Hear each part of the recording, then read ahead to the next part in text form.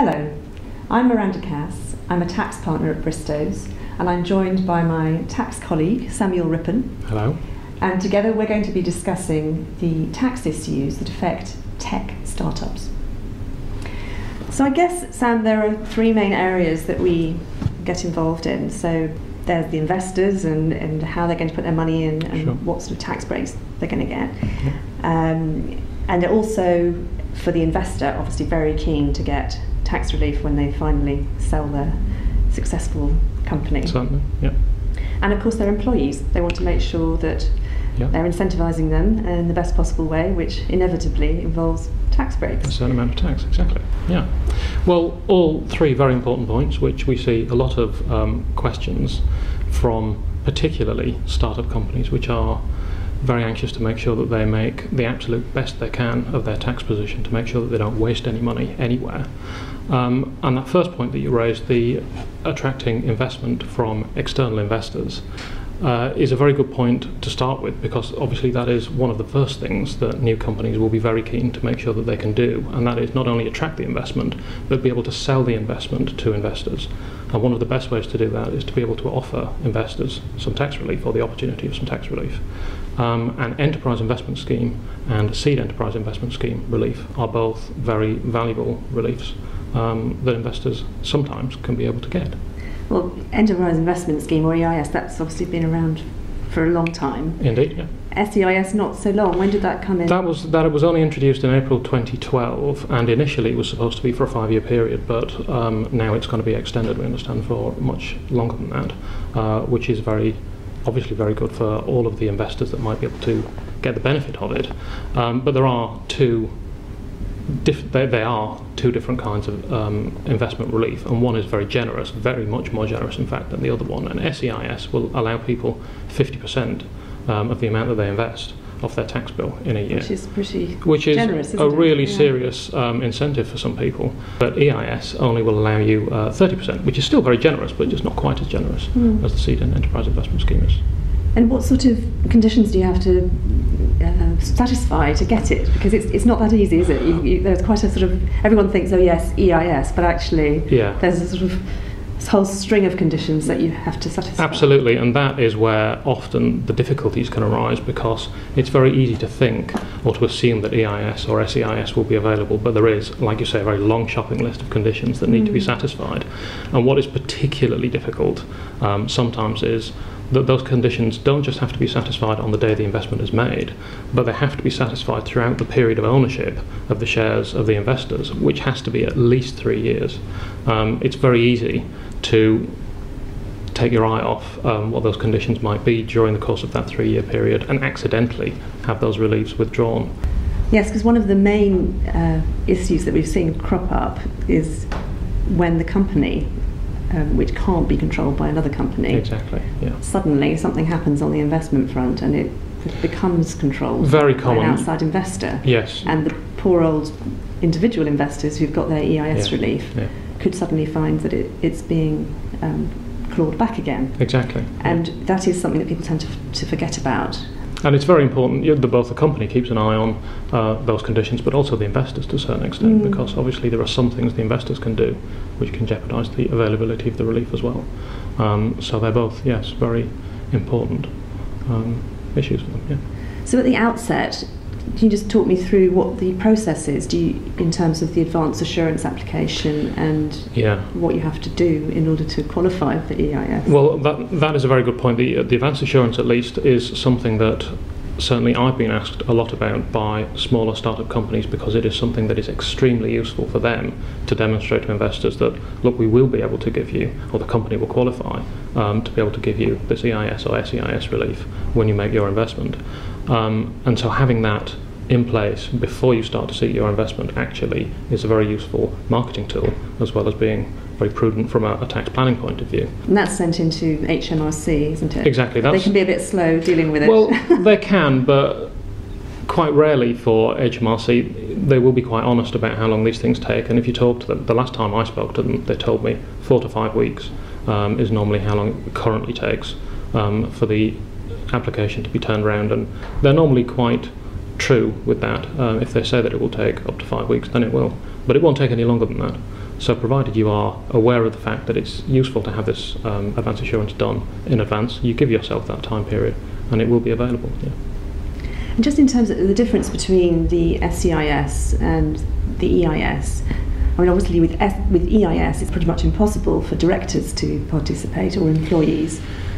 Yes, that's true, and that's actually quite an important feature both for directors, employees, and for founders who often are also directors and or employees of the company. But yes, you're right, for EIS it's almost impossible. In fact, it is impossible for employees to benefit. It's very difficult for directors to benefit other than in certain very limited circumstances. But for SEIS, actually, employees still can't benefit, but directors can. In virtually all circumstances, and that can be quite a useful thing. One thing I think that needs to be also remembered about founders and directors and employees is that you're not allowed to benefit from SEIS or EIS if you are more than 30% of the company, what's called a material interest. And so that actually is normally what bars people who are founders from benefiting from this kind of relief. So Sam, although the SEIS is more generous than EIS, of course it doesn't apply to the size of company that an EIS relief applies to. I mean, you only have a certain number of employees and size of investment and that sort of thing. Exactly. The Seed Enterprise Investment Scheme, exactly as the name suggests, is for the very beginning seed funding for a very new trading company. And yes, it only applies to companies that have fewer than 25 employees. It only applies to a company that has assets of less than £200,000. And the maximum investment that an individual can make is only £100,000 in a year to qualify for SEIS. But on the other hand, for EIS, that applies to much bigger companies, still small in the grand scheme of things, but much bigger than SEIS, and they're allowed to have up to 250 employees, and individuals can invest up to £1 million. So a significant tax break. 30% of £1 million in a year is clearly a huge amount of a deduction from your tax bill. Yeah. Of course, we've talked about income tax relief and what you can get on your way into the investment. Yeah. But also what people are interested in is, well, what happens when I finally sell out? Yeah, and that's another extremely valuable part of the EIS and SEIS, and that is that you get a Cgt exemption, capital gains tax. Complete exemption. Complete exemption on the sale, which is great for the investors who had their income tax relief, also get CGT relief. It's good also, where possible, for founders, directors, to be able to benefit. But like I mentioned, it's quite difficult often for directors to ever be able to get that relief, and so founders often are locked out of that. But of course they've potentially got entrepreneurs relief. Absolutely. Which is another generous relief introduced by the government several years ago now. Yes, been around for quite a long time in various guises now, entrepreneurs relief, yes, which is targeted really at the founders of companies, but applies more widely than that. There are a number of conditions which apply to that. But essentially, they only pay 10% tax. Exactly. The effective rate of tax on the disposal, if you can qualify for entrepreneurs relief, is 10%, and that will be available on up to £10 million worth of gains over your lifetime, which... So it could be more than one company? It can be more than one company. If you are a serial entrepreneur and you keep making money on companies, then absolutely it can be as many as you want. Or it could just be one single £10 million gain, but very, very useful for those that can't get the benefit of SEIS and EIS. So just in terms of the conditions, I know it's actually, you don't have to have a very big holding in the company. It's only, isn't it, only 5%? Exactly. It's only a 5% holding. You need to have... to satisfy the condition is called, it needs to be your personal company. Yes. And for that to apply, then you have to have 5% of the voting rights in the company and 5% of the ordinary share capital. Right. You also need to be a director or an employee, and you need to satisfy both of those conditions for the 12 months leading up to the date of disposal of the shares. So perhaps we could just talk a little bit about employees now, because obviously if you're in a startup situation, you want everybody to be behind you, and giving them perhaps a few shares in the business, or options over shares, it can be key to incentivise them. It would be good to just talk about that a little bit and the sorts of issues that have come up on investments that we've seen. That's a good point. That having incentives for all of the founders and the directors and the people that are driving the investment in a company is one thing, but actually trying to provide an incentive for the people that are actually doing the work, or other people who are doing the work in addition, I should say, to the founders, is an important thing, and being able to do that in a tax efficient way is obviously very good for startups, where they can save tax and be able to provide benefits in a tax efficient manner. EMI share options are probably the best, most tax efficient way of offering share options to employees. As with everything, there are a number of conditions that need to be satisfied in order for a company to be able to qualify to provide these, and there are conditions that the employees need to satisfy as well. But HMRC doesn't provide a standard form. You can pretty much write your own scheme as long as it ticks a few Absolutely, boxes. They are extremely flexible. In fact, they are the most flexible tax-favoured option that you can provide to any employees. The conditions that apply for EMI are broadly similar. They're not exactly the same, but they're very similar to the ones that apply for EIS. And so it's quite good that a company that is in the position to be able to offer one to investors is probably in a position to offer the other to employees, which is a very good thing. One additional feature that I will mention about EMIs is the way that it can interact with entrepreneurs relief, and shares that are acquired under an enterprise management incentive option relaxes some of the conditions that are required to apply for entrepreneurs relief. And so two of the conditions that I mentioned earlier to do with entrepreneurs relief are relaxed when it comes to being able to claim it as a result of having acquired shares under an enterprise management incentive. The 5% holding requirement and the 12-month period prior to disposal both don't apply if the shares that you are selling were acquired as a result of exercising an enterprise management incentive. And so that is a very good demonstration of how one relief or one particular tax benefit is very good, entrepreneurs relief. Enterprise management incentives also are very good, but when you put the two together, actually they create something that's even better than either of them separately, which is a great benefit. Yeah. And that's quite recent, isn't it? The government extending that entrepreneurs relief relaxation of the conditions. Yeah, absolutely. Only 2 years ago, I think. Yeah. Yes. Yeah. I think it's also worth mentioning that EMIs can apply to much bigger companies as well, so not just startups, because you can have assets up to 30 million and still be able to That's true, offer your employees EMI options. Yes, that's true. And absolutely flexible about which employees you choose and which you don't. You don't have to offer them to everyone, which is what you would normally have to do with other tax-favoured share schemes. Yeah. And I think the point that often comes up is that people don't quite understand what the tax benefit is of an EMI scheme. So, the fact that you're granted your option at a particular price. Yeah. What we always say is that price should be as low as possible, but not less than market value. Absolutely, at the time that you grant the option. Yeah.